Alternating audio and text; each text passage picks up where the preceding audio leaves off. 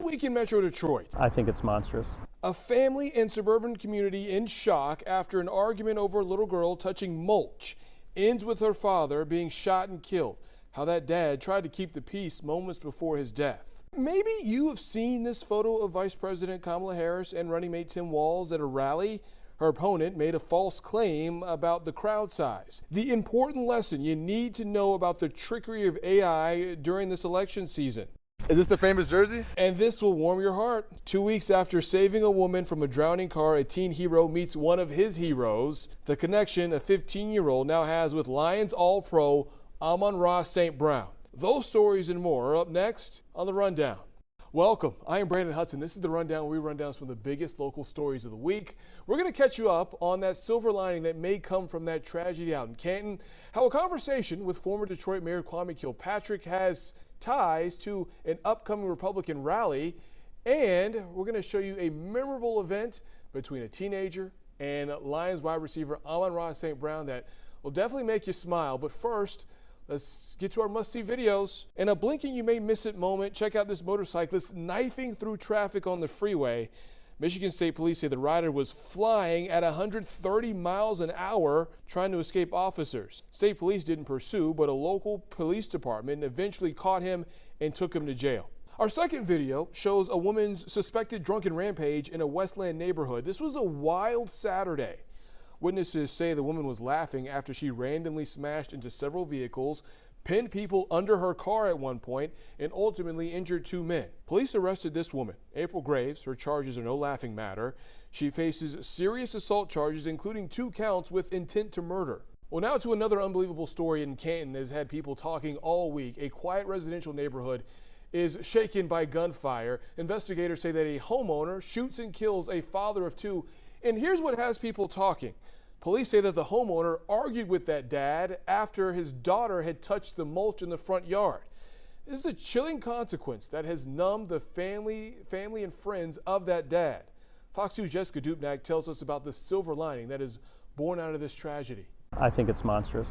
It's fitting for what happened to this father of 2 little girls murdered by his neighbor. Nathan Morris's friends claim he was shot and killed after his young daughter touched mulch on Devereaux Johnson's yard last weekend. The triviality of it is just completely shocking to me. You know, I've seen the movies, I've heard songs over the years, decades of just people being killed for trivial reasons, and this is the bottom of the bottom for me. Johnson charged, denied bond, a judge granting a competency exam Monday to check his mental health.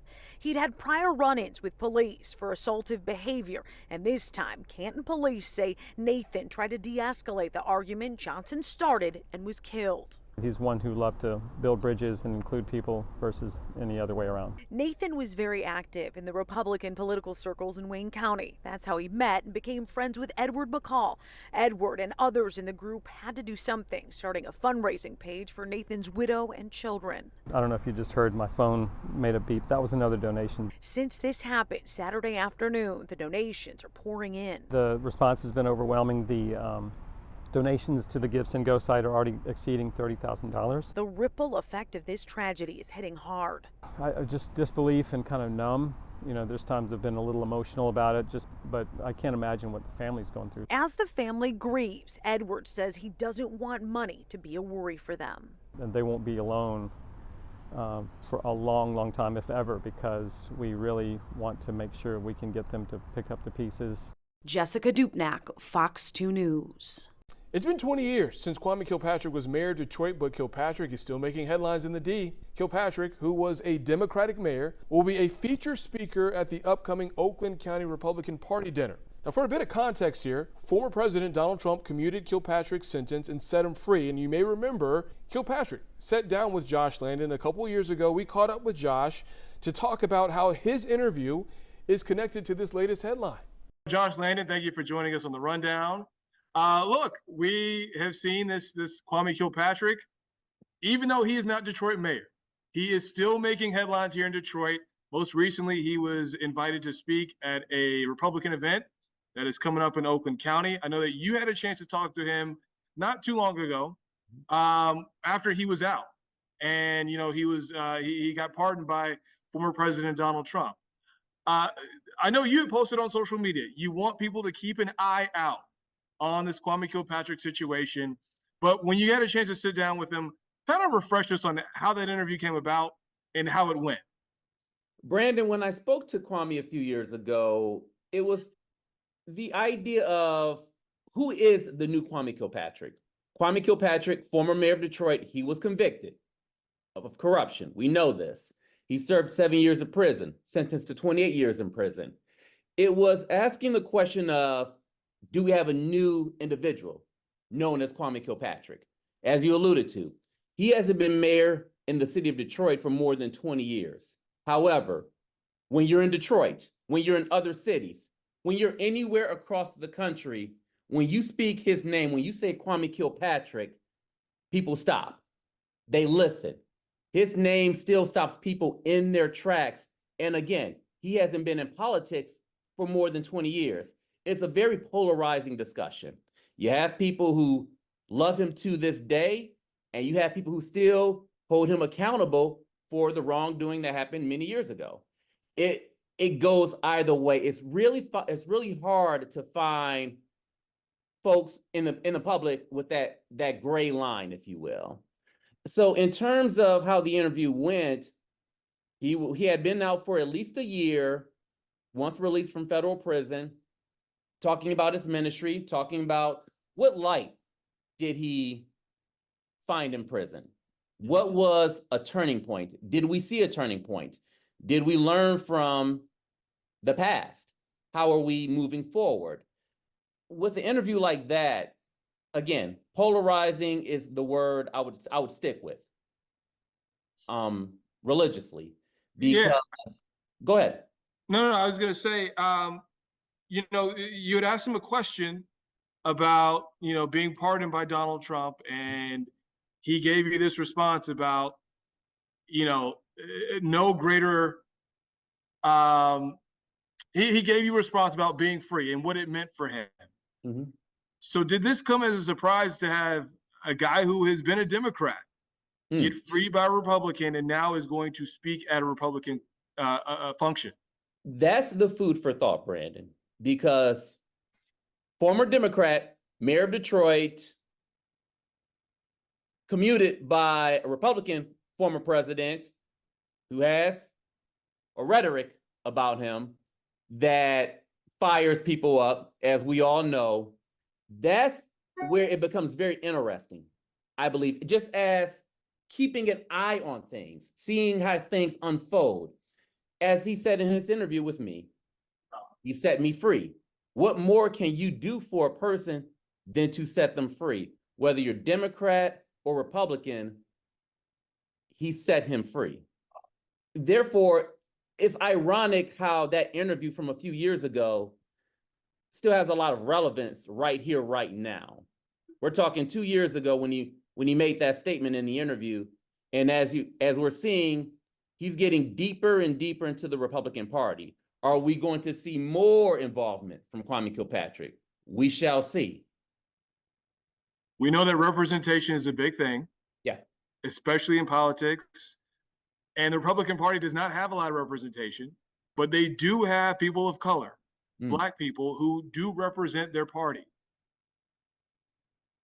I don't want you to speculate here, but do you ever get the feeling, whether yourself or from other conversations in other circles, that Kwame could venture back into helping someone on the Republican side when it comes to politics? It's not out of the realm of possibilities. It's not out of the realm of possibilities at all. It is very possible. As you report, as I report in the community on a daily basis, you have candid conversations with folks who live here in Metro Detroit, Black, white, but definitely including the African-American community. I've heard many conversations of people who are undecided whether or not to vote for Vice President Kamala Harris or to vote for former President Donald Trump within the African-American community. I've heard that within the past year or so, easily. It's interesting stuff. It's really interesting in the world of politics. You really want to keep your eye on this because it's unprecedented.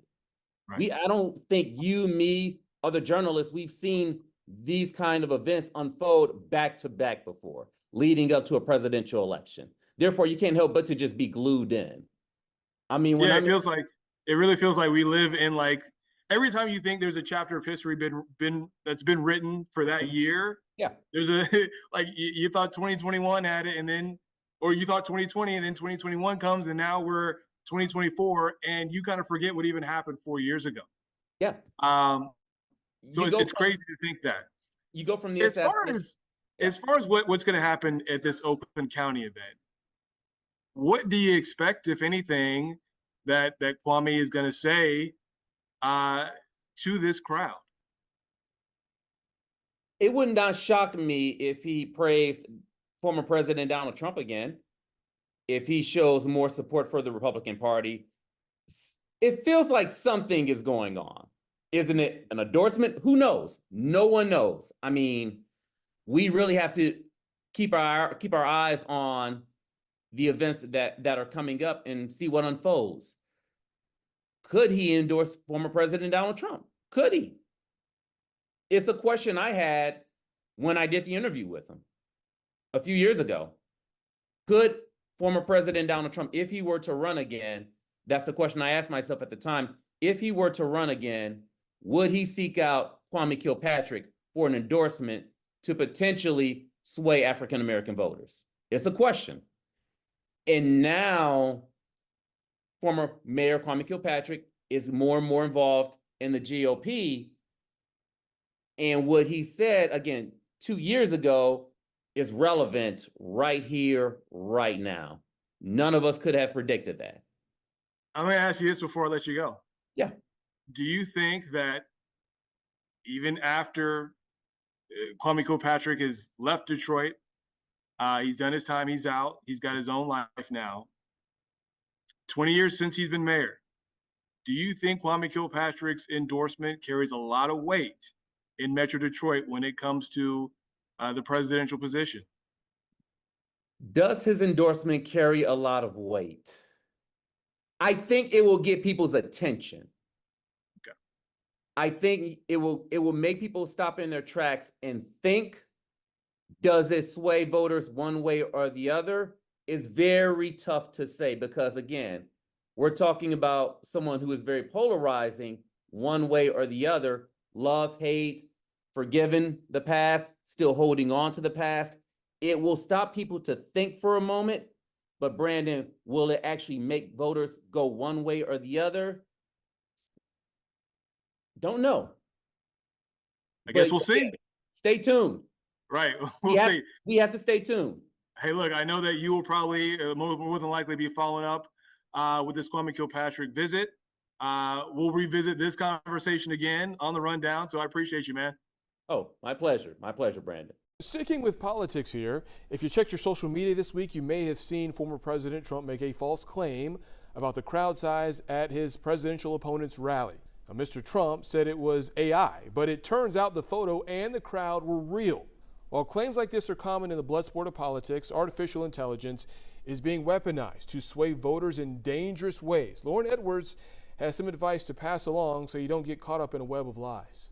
You have to be able to verify, you have to be able to see other sources corroborating what it is you're looking at. The hundreds of pictures posted on social media during Vice President Kamala Harris's campaign rally in Detroit last week is what helped to dispel former President Donald Trump's claims on Truth Social that the crowd was, quote, AI'd. Running mate Tim Walz was by her side. So you have to be able to take a look at other sources, other legitimate places that I can find this event, find similar photos. Are there other people that were there in person that can say, yep, this is actually true, this is something that we did, this is something that took place. Cybersecurity expert David Derajotis says that AI has gotten so good, it's scary. The technology has continued to evolve. The lifelike, the inflection in the voice, the way that the skin looks, having shadows appear, it is very difficult to tell these days what's fake, what's real. Fox 2 has reached out to the Michigan Dems seeking a comment or an interview, and we're just waiting to hear back. Regardless, though, he says heading into this election season, there's tips that all voters need to consider. It's going to be coming down to research. Some of the typical AI flaws, you'll see messed up hands and fingers. You'll see words in the background on signs that don't quite publish quite as crisp as they should.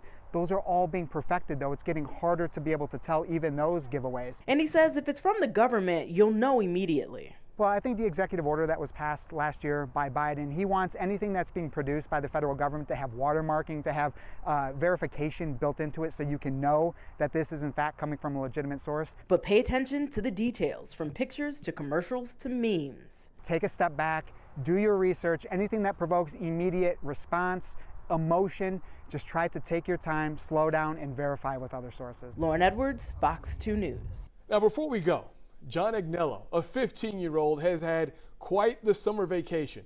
First, he saved a woman's life after her car plunged into the St. Clair River. The teen was fishing nearby. He jumped in the water to help. And then there's this. He gets to meet one of his heroes, Lions receiver Amon-Ra St. Brown. Dave Kinchin has more on the meeting this young man will never forget. How you doing, man? What's up? Nice to see you. Nice to see you. Is this the famous jersey? Yeah, it is. This is it. John Agnello did not even see it coming. The 15-year-old hometown hero, decked out in an amon-ra St. Brown jersey, just got to meet his hero at Lions training camp in Allen Park. Oh my gosh. And that's not all. He just got an upgrade, a brand new jersey complete with a signature from the star wide receiver. What's this mean to you, man? This is awesome, you know. Home team, this is great. St. Brown, one of the best players on the team, if not the best. Appreciate it. The jersey John wore to training camp is the very same one he just happened to be wearing when he was fishing for some walleye and bass at Lakefront Park in Grosse Pointe Woods late last month when an elderly woman had just driven into the water. He ran over with a neighbor, swam to the woman, and smashed the windshield with a rock to help pull her to safety. Do you feel like a hero, man? Because what you did inspired so many people. Yeah, I think I do now. My family's been telling me that, everyone else. It's great. John says he still hopes to meet the woman he saved. She was hospitalized right after the incident. It's a scene St. Brown says he could not believe when he saw the First on Fox story. It was crazy. I saw it on my phone. Someone sent it to me. And it was like, did you see what just happened? You just saved the lady that was drowning in your jersey. I was like, no way. Like if I'm saving, so I'm taking everything off and going in. Left the jersey on. So just him being, an amazing person to this world, and him doing it in my jersey is awesome too. The new jersey with the signature is only part of the Lions' accolades for John. We're excited to, give him and his family 4 tickets to the season opener. So that's gonna be amazing. Can't wait to see you there. Shoot. But it's gonna be rocking. I already know Ford Field's gonna be lit. We're ready to get it going. Oh man, that's gotta sound good, right? The opener. Yeah, this is great. It's gonna be fun. So John and his family will be having a blast at the home opener, and you know what? You will too, because Fox 2 right here, best coverage of the Lions all season long. We got you covered. In Allen Park, Dave Kinchin, Fox 2 News. So shout out to Amon-Ra for making that kid's summer. And again, shout out to that teenager for saving that woman's life. That ends this week's Rundown. I am Brandon Hudson. We appreciate you joining us, and we'll see you next time.